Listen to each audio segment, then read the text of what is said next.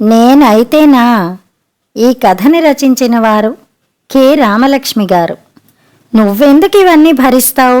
హాయిగా వెళ్ళిపో. అప్పటికి కానీ తెలిసిరాది మగవాళ్ళకి. సానుభూతి నిండిన కంఠంతో పార్వతిని ఓదారుస్తోంది సీత.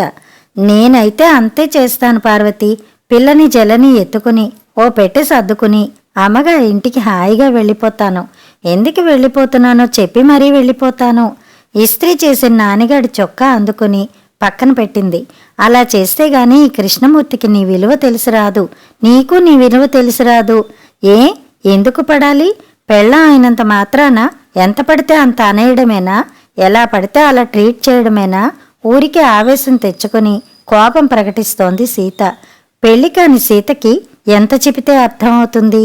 అలా వెళ్ళిపోవడం కుదరదని నిట్టూర్చింది పార్వతి. పాప ఈ గౌనికి ఉన్న మెడ చుట్టూ లేసు నైలాంది కాబోలు. కర్మ, ఇస్త్రీపీట తగలగానే ముద్దైపోయింది. విసుక్కుంటూ గౌను తీసి పక్కన పెట్టింది పార్వతి. పక్కనే ఉన్న బల్ల మీద కూర్చుని దీర్ఘంగా ఆలోచిస్తోంది సీత. నీకింత ఓర్పు ఎలా వచ్చిందే పార్వతి? నాకే ఆశ్చర్యంగా ఉంది. గొప్ప డిస్కవరీ చేసినట్టు అడిగింది. తెగతింపులు చేసుకుపోవడం నీవనుకున్నంత సులభం కాదు సీత, నెమ్మదిగా అంది పార్వతి. ఎందుకు కాదు? కారులో పెట్రోల్ ఉంది, బ్యాంకులో డబ్బుంది, ఖాళీ పెట్లున్నాయి. మీకై మీరు కించపడతారు, అందుకే మీకు కుదరదు. నేనైతేనా? తీవ్రంగా అంది సీత. నేను అలాగే అనుకునేదాన్ని సీత. మా అత్తయ్యలాగా మా అమ్మలాగా ఎప్పుడు పడి ఉండకూడదు అనుకునేదాన్ని. ఓసారి ఏమైందో తెలుసా? కుతూహలంగా అడిగి ఆగింది పార్వతి. ఏమైంది? కృష్ణమూర్తి చేయి చేసుకున్నాడా? నవ్వేసింది పార్వతి. నేను నానిగాడి పురిటి కోసం ఆసుపత్రికి వెళ్ళాను. నన్ను చూడ్డానికి వచ్చినప్పుడల్లా ఎప్పుడొస్తావని అడిగేవాడు మూర్తి. నే లేకుంటే అంత బెంగగా ఉందా అని ఎంతో ప్రేమతో అడిగాను. అవునంటాడని కొండంత ఆశపడ్డాను. ఏమన్నాడేమిటి? ఆత్రంగా ముందుకు వంగుతూ అడిగింది సీత. అబ్బే, ఇల్లంతా చిందరవందరగా ఉంది. నువ్వెళ్ళాక నూకాలు నా పక్క మీద దుప్పటి కూడా మార్చలేదు అన్నాడు కృష్ణమూర్తి. అంది పార్వతి. బ్రూట్! ఏ మనిషి? పురుడంటే పునర్జన్మ కదా ఆడదానికి. సానుభూతి లేదు సరికదా? పనికి మనిషి తక్కువైందా? ఓ క్షణం ఆగి, చూడ్డానికి కృష్ణమూర్తి అలా కనిపించడు కదూ అంది నెమ్మదిగా. నాకు అలాగే అనిపించింది. ఓసారి మాట వచ్చి ఓ క్షణం నీతో ఈ ఇంట్లో ఉండను, నేను వెళ్ళిపోతాను అనేశాను. అనేసి ఊరుకోలేదు సీత. ఖాళీ పెట్టి తీసి బట్టలు సర్దేయాలనుకున్నాను. కానీ ఏం సర్దాలి? పిల్లాడి బట్టలకే ఒక పెట్టె చాలదు. ఇంకా నా బట్టల సంగతి? ఓడిపోయి ఊరుకున్నాను. ఇంకోసారి అలాగే జరిగింది. బట్టలన్నీ మాసి ఉన్నాయి. ఓ రోజంతా ఉతికి ఆరేసి ఇస్త్రీ పెట్టాను. కోపం దిగజారిపోయింది. అంతే, నీ మెత్తదనం చూసే అలా ఆడిస్తున్నాడు.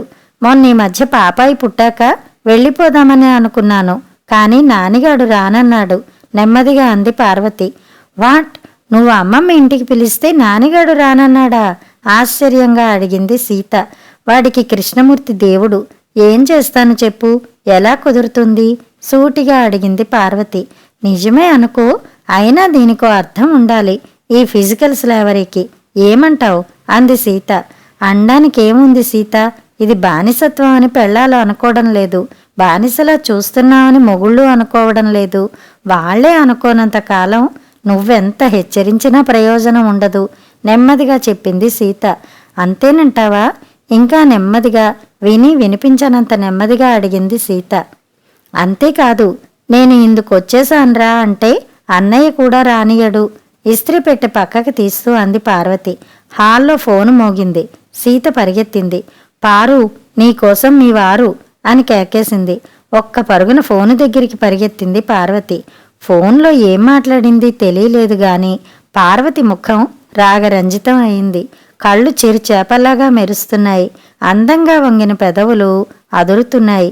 సీత వింతగా చూస్తూ కూర్చుంది. అలాగే అంటూ ఫోన్ పెట్టేసి సీత కేసు చూసి పార్వతి సిగ్గుపడిపోయింది. ఏమంటాడేం మీ కృష్ణమూర్తి? కొంటెగా అడిగింది సీత. ఏం లేదు, నూకాలు ఉంటే రాత్రికి ఉండమను, సినిమాకు వెడదాం అన్నాడు. నవ్వేసింది పార్వతి. అంతేనా?